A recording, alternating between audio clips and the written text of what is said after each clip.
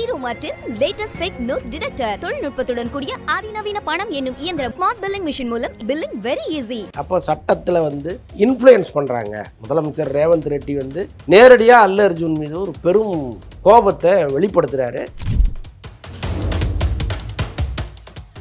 பல நடிகர்கள் இன்னைக்கு அல்லு அர்ஜுனுக்கு முட்டு கொடுத்தா கூட இந்த பிரச்சனையிலேருந்து அவர் எப்படி வெளியில் வருவாருங்கிறது ஒரு பெரிய கேள்வியாக இருக்குது. ஏன்னா கலைஞர் மாதிரி ஒரு ஆளுமை மிக்க ஒரு முதலமைச்சரை மேடையில் வச்சுக்கிட்டு ஐயா உங்கள் பேரை சொல்லி மிரட்டுறாங்க அப்படின்னு சொல்கிறதுங்கிறது ஒரு சாதாரண விஷயம் கிடையாது. அஜித் அன்றைக்கி பேசிட்டாரு. ஆக்சுவலாக ரஜினி மட்டும் அன்னைக்கு எனக்கு என்ன அப்படின்னு இருந்திருந்தா அஜித்துங்கிற ஒரு நடிகர் ஆல்மோஸ்ட் இங்கே தமிழில் இல்லாமலே கூட போயிருப்பார். வடிவேலு வீட்டில் கல்லெறிஞ்சாங்க. ஜன்னல் ஓரத்தில் வடிவேலுடைய மகள் உட்காந்து படிச்சுட்டு இருந்தாங்க. நேராக அவங்க மண்டையில் அடித்து ஒரு முதலமைச்சர் பேசுவதற்கு ஒரு இருக்கும்ல, ஒரு ஸ்டேட்டஸ் இருக்கும்ல, அதை விட்டு கொஞ்சம் கீழே இறங்கி கூட பேசுகிறாரு. உனக்கு என்ன சிறுநீரகம் போயிருச்சா, கை போயிருச்சா, கால் போயிருச்சா? அல்லு அர்ஜுனை பிடிக்காம போனால் எல்லா எதிரிகளுமே ஒன்று சேர்ந்துடுறாங்க. இப்போ நடிகர்களுக்குள்ள ஈகோ இருந்தால் கூட அவங்க எல்லாமே அதை மறந்துட்டு டக்குன்னு ஒன்றாகிறாங்கல்ல, அது இங்கே கிடையாது.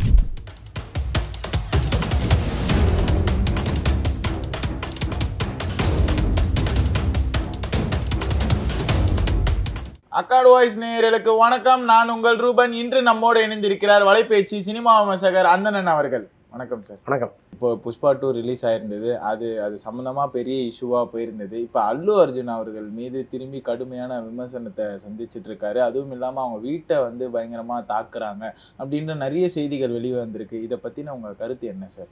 இல்லை, இது ஒரு முதலமைச்சருக்கும் ஒரு நடிகருக்குமான ஈகோ கிளாஷ் தான் இது. ஓகே. இது நடுவில் ஒரு அப்பாவி குடும்பம், ஒரு குடும்ப தலைவியை இழந்துட்டு தவிச்சிட்டு இருக்காங்க. அது மகன் ஆல்மோஸ்ட் மூளை சாவு அடைஞ்சிட்டாரு. அந்த குழந்தையும் இறந்துருச்சுன்னா இது ஒரு கேஸ் ஸ்ட்ராங் ஆகும்.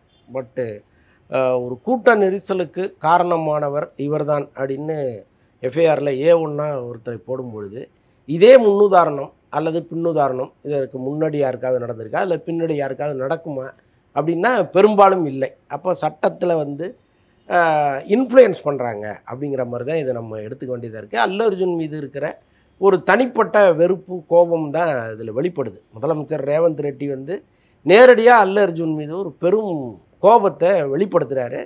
ஒரு புறம் சினிமா நடிகர்கள் ஒன்று கூடியிருக்காங்க, இன்னொரு புறம் அரசியல்வாதிகள் எல்லாமே ஒன்று கூடியிருக்காங்க. ஸோ இந்த சூழலில் என்ன நடக்க போகிறதுங்கிற பதட்டம் தெலுங்கு ஏரியாவில் பயங்கரமாக இருக்குது. இப்போ தமிழ்நாட்டிலே அதன் தாக்கம் இவ்வளோ பெருசு இருக்கும் பொழுது அந்த ஏரியாவில் நீங்கள் யோசிச்சு பாருங்கள், அது எவ்வளோ பெரிய பரபரப்பான ஒரு செய்தியாக மாறி இருக்குது அப்படின்ட்டு. ஒவ்வொரு நிமிஷமும் இந்த டைம் பாம்பில் கவுண்ட் டவுன் ஸ்டார்ட்டுமாங்கல்ல, ஸோ கிட்டத்தட்ட அதுமாரி கவுண்ட் டவுன் ஸ்டார்ட்ஸுங்கிற கதை தான் போயிட்டுருக்கு. ஆக்சுவலாக இந்த எஃப்ஐஆர் மேலும் ஸ்ட்ராங் ஆக்கப்பட்டு அல்லு அர்ஜுன் மீது ஒரு கொலை முயற்சி கொலை வழக்காகவே பதியப்படுதுன்னு வைங்களேன். அதுக்கப்புறம் சட்டம் எதை நோக்கி செல்லும், அல்லு அர்ஜுனை தூக்கி எத்தனை வருஷம் உள்ளே போடுவாங்க, இன்ஃப்ளூயன்ஸை பயன்படுத்தி வெளியில் வந்துடுவாரா, இவ்வளோ பெரிய கேள்விகள் இதுக்கு பின்னால் இருக்குது. சட்ட நிபுணர்கள் தான் அதுக்கு பதில் சொல்லணும். ஒரு ரீதியாக செய்திகள் வெளியே வந்துட்டுருக்கு. அஜித்தோட ஒப்பிடுறாங்க அல்லு அர்ஜுனை அப்படின்ற விஷயங்களும் நீங்களும் அதை குறித்து பேசியிருந்தீங்க. என்ன தான் சார் முழு விபரமாக? இல்லை, ஆக்சுவலாக ஒரு முதலமைச்சருக்கு எதிராக ஒருவர் நடக்கிறார், ஒரு நடிகர் அப்படின்னா ஏற்கனவே இங்கே விஜயெல்லாம் கூட கருத்து சொல்ல முயற்சி பண்ணியிருக்காரு, தவிர அது ஒரு எதிர்ப்பாக மாறிச்சான்னா இல்லை. இப்போது கலைஞர் மாதிரி ஒரு ஆளுமை மிக்க ஒரு முதலமைச்சரை மேடையில் வச்சுக்கிட்டு ஐயா உங்கள் பேரை சொல்லி மிரட்டுறாங்க அப்படின்னு சொல்கிறதுங்கிறது ஒரு சாதாரண விஷயம் கிடையாது. ஒரு கண்ணுக்குட்டி போய் ஒரு ஈஸியாக ஒரு யானையை முட்டுற கதையாக ஆகிப்போச்சு. அன்றைக்கி அதோடைய வேல்யூ என்ன, இது என்ன மாதிரி விளைவுகளை ஏற்படுத்தும், இவ்வளோ பெரிய நபரை நம்ம மேடையில் வச்சுக்கிட்டு இப்படி பேசுகிறோமே அப்படின்னு எதுவுமே தெரியாமல் அந்த இளங்கன்று பயம் அறியாதுன்னு சொல்கிற மாதிரி அஜித் அன்றைக்கி பேசிட்டார். அதற்கப்புறம் அவருக்கு கொடுக்கப்பட்ட டார்ச்சர்கள் அதிகம். அந்த ஒரு நாள் இரவுலையே அதை ரஜினி சால்வ் பண்ணார். ஆக்சுவலாக ரஜினி மட்டும் அன்னைக்கு எனக்கு என்ன அப்படின்னு இருந்திருந்தா அஜித்துங்கிற ஒரு நடிகர் ஆல்மோஸ்ட் இங்கே தமிழில் இல்லாமலே கூட போயிருப்பார். ஏன்னா அன்னைக்கு இருந்த ஒரு ஃபோர்ஸு, திமுகவினர் பட்ட கோபம் இதெல்லாம் உண்டு. ஒரு முறை ஒரு இயக்குனர், நான் பேரை சொல்ல விரும்பலை, ஒரு படம் ஒன்று எடுத்தார். அந்த படத்தில் வந்து முதலமைச்சரை கடத்திட்டு போயிடுவாங்க. முதலமைச்சரை கடத்திட்டு போய் கிராமத்தில் கொண்டு போய் வயலில் இறக்கி விட்ருவாங்க, வயல் வேலை செய்யணும். முதலமைச்சருடைய மகள் மனைவி எல்லாருமே கடத்திட்டு போயிடுவாங்க. கடத்திட்டு போய் அங்கே வந்து பயங்கரமான டார்ச்சர் கொடுப்பாங்க. ஒரு ஏழை விவசாயி எவ்வளோ கஷ்டப்படுறாங்கிறத நீ உணரு, அப்போ தான் நீ வந்து மக்களுக்கான முதல்வராக இருப்பேங்கிற மாதிரி அந்த கதை போகும்.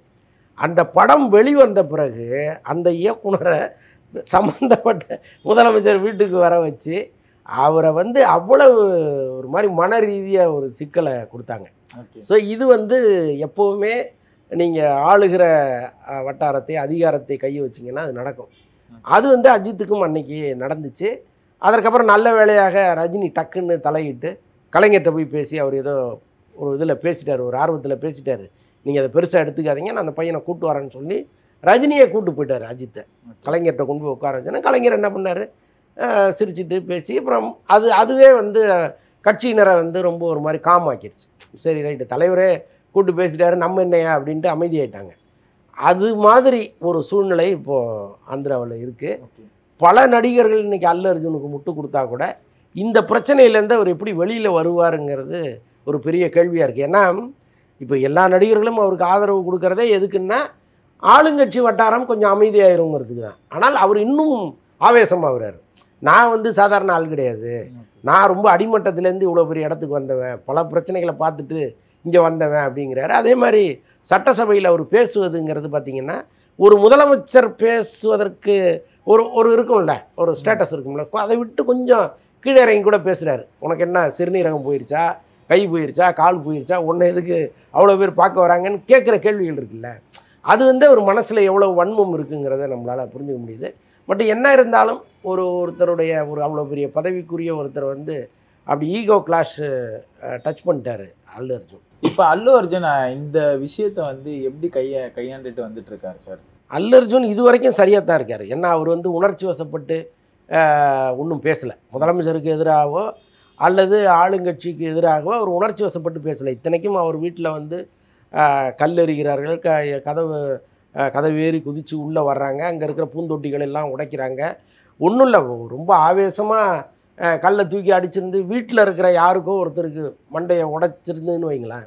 அந்த மாதிரி சம்பவம் நடந்துச்சு. இப்போ வடிவேலு வீட்டில் வந்து கல்லெறிஞ்சாங்க. விஜயகாந்த் ரசிகர்கள் வந்து கல்லெறிஞ்சு அடிக்கும் பொழுது ஜன்னல் ஓரத்தில் வடிவேலுடைய மகள் உட்காந்து படிச்சுட்டு இருந்தாங்க. +2 படிக்கிற பொண்ணு நேராக அவங்க மண்டையில் அடித்து மண்டை பொழந்து ஒரே ரத்தம். அதுக்கப்புறம் அந்த பொண்ணுக்கு மொட்டை அடித்து சிகிச்சையெல்லாம் கொடுத்தாங்க. அந்த பொண்ணு எக்ஸாமே எழுதலை. ஏன்னா மொட்டை அடிச்சுட்டு நான் ஸ்கூலுக்கு போக மாட்டேன் அப்படின்னு சொல்லிட்டு அந்த மாதிரி ஒரு பெரிய பாதிப்பை வடிவேல் செஞ்சார். அந்த மாதிரி யாரையோ அடிக்க போகிறோம்னு அடித்து அது குறிதவறி வீட்டில் இருப்பவர்கள் மேலே பட்டுச்சுன்னு வைங்களேன், அது எவ்வளோ பெரிய பிரச்சனையாக மாறும். அப்போ அந்த மாணவர்களுக்கும் அச்சம் கிடையாது, இந்த மாணவர்களை தூண்டி விட்டவர்களுக்கும் ஒரு எத்திக்ஸ் இல்லாமல் தூண்டி விட்டுருக்காங்க. டோலிவுட் சினிமாவில் நடிகர்கள் இருக்கும் ஒற்றுமையை விட கோலிவுட் சினிமாவில் கிடையாது அப்படின்ற நிறைய விமர்சன செய்திகள் வெளிவந்துட்டு இருக்கு. இதை பற்றின உங்கள் பார்வை என்ன சார்? நிச்சயமாக கிடையாதுன்னு தான் நான் சொல்லுவேன். ஏன்னா ஒரு நடிகருக்கு ஒரு பிரச்சனை வரும்பொழுது அது இன்னொரு நடிகர் வந்து எப்படி எடுத்துக்கிறாருங்கிறது ஒன்று இருக்குது. இங்கே பல பேர் அவமானப்படுத்தப்பட்டிருக்காங்க. முக்கியமாக வந்து ஜெயலலிதா அம்மாவுடைய காலத்தில் வந்து அவங்களுக்கு சின்ன சின்ன விஷயங்களில் கூட வந்து அவங்க பொறுத்துக்க மாட்டாங்க. ஒரு முறை வந்து ஏதோ இளையராஜா மேலே அவங்களுக்கு ஒரு கோவம். அது என்ன காரணமாக இருக்கும்னு நான் நினைக்கிறேன்னா, ஒரு முறை வந்து அவங்க பிரசாத் ஸ்டுடியோவுக்கு ஒரு நிகழ்ச்சிக்கு வந்தாங்க.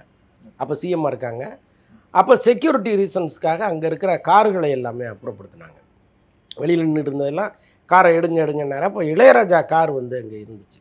இளையராஜாவோடைய ஸ்டுடியோ அங்கே தான், பிரசாத் லேபில் தான், ஸ்டுடியோவில் தான் இருந்தார். அப்போது வந்து அவர் காரை எடுக்க சொல்லும் பொழுது அவர் வந்து அதை பெருசாக விரும்பலை. அப்போ அவர் ஏதோ சொல்லி அவங்களுக்கு ஏதோ காதில் விழுந்துதா என்னன்னு தெரியல, யாரோ போய் சொல்லுவாங்க இல்லையா, அந்த மாதிரி சொன்னாங்கன்னு அவர் என்ன பண்ணிட்டாரு, என்ன காரை எடுக்க சொல்கிறீங்களான்னு பிரசாத் ஸ்டுடியோவிலேருந்தே ஏவிஎம்க்கு மாறினார்.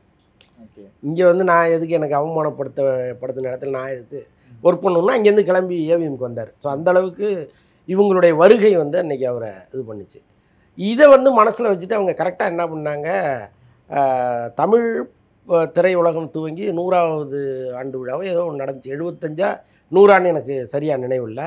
அந்த நிகழ்ச்சியில் இளையராஜாவுக்கு சேர் கூட கொடுக்கல, நிற்க வச்சாங்க. பின்னாடி குரூப் ஃபோட்டோவில் ஒரு பக்கத்தில் நின்றுக்கிட்டு இருப்பார். அதே மாதிரி முதல் வரிசையில் அந்த நிகழ்ச்சி நடக்கும்போது முதல் வரிசையில எல்லாம் ரஜினி, கமல், இளையராஜா யாருக்குமே இடம் கிடையாது. எல்லாருக்கும் 20வது வரிசையில் இடம் கொடுத்துட்டாங்க. முன்னாடி உட்காந்தவங்க எல்லாமே திரையுலகத்தில் பிரயோஜனப்படாத ஒரு கூட்டம். அவங்கள முன்னாடி வச்சு பாத்தியா நான் நினச்சேன்னா ஒன்று என்ன பண்ணுறேன் பாரு அப்படிங்கிற மாதிரிலாம் பண்ணாங்க. ஆனால் அன்னைக்கு இந்த திரையுலகத்தை சார்ந்தவர்கள் யாருமே வந்து பெருசாக குரல் கொடுக்கல. விஜயகாந்த் கூட அன்னைக்கு வந்து ரொம்ப ஒரு ஃபோர்ஸ்ஃபுல்லான ஒரு நடிகராக தான் இருந்தார். ஒரு அரசியல் கட்சி அப்போ ஸ்டார்ட் பண்ணிட்டாருன்னு நினைக்கிறேன். ஸ்டார்ட் பண்ணாரா இல்லை அதற்கான முகாந்திரத்தில் இருந்தாரான்னு தெரியல. பட் அவரு கூட பெருசாக இதெல்லாம் வந்து இளையராஜா எவ்வளோ பெரிய ஆள், அவரெல்லாம் நீங்கள் இப்படி அவமானப்படுத்திட்டீங்களே யாருமே பேசலை. ஸோ அந்த மாதிரி திரையுலகத்துக்கு ஒரு பிரச்சனைன்னு வரும்பொழுது இவங்க எல்லாமே அமைதியாக இருந்துருவாங்க. இப்போ விஜய்க்கு வந்து டைம் டு லீடுன்னு ஒரு பிரச்சனை வந்தது இல்லையா? டைட்டிலில் டைம் டு லீடுன்னு போட்டதுக்கு ஒரே இது வந்து பிரச்சனையாகி அவங்க அந்த படத்தை வந்து வெளியில் வரவிடாத அளவுகள்லாம் பண்ணாங்க. அன்னைக்கு வந்து ப்ரெஸ் மீட் வச்சு தயாரிப்பாளர் ஓன்லாம் அழுதார். மறுநாள் ரிலீஸு முதல் நாள் வந்து எனக்கு படம் வேணான்ட்டாங்க எல்லா டிஸ்ட்ரிபியூட்டரும். ஸோ அப்படிப்பட்ட சூழல் கிரியேட் ஆகும்பொழுது கூட விஜய்க்கு ஆதரவாக யாருமே இங்கே பேசலை. என்னென்னா பயம், எதுக்கு நம்ம பேசி அவங்க எதாவது பண்ணிட்டா என்ன பண்ணுறது அப்படின்ட்டு. அதைத்தான் நம்ம வந்து சொன்னோம். இந்த மாதிரி ஒரு ஒற்றுமை இங்கே இல்லை, பட் அங்கே இருக்குல்ல. அங்கே ஒரு முதலமைச்சருக்கு அல்லு அர்ஜுனை பிடிக்காமல் போனால் எல்லா எதிரிகளுமே ஒன்று சேர்ந்துடுறாங்க. இப்போ நடிகர்களுக்குள்ள ஈகோ இருந்தால் கூட அவங்க எல்லாமே அதை மறந்துட்டு டக்குன்னு ஒன்றாகிறாங்கல்ல, அது இங்கே கிடையாது. சிறப்பான நேர்காணலுக்கு நன்றி. நன்றி.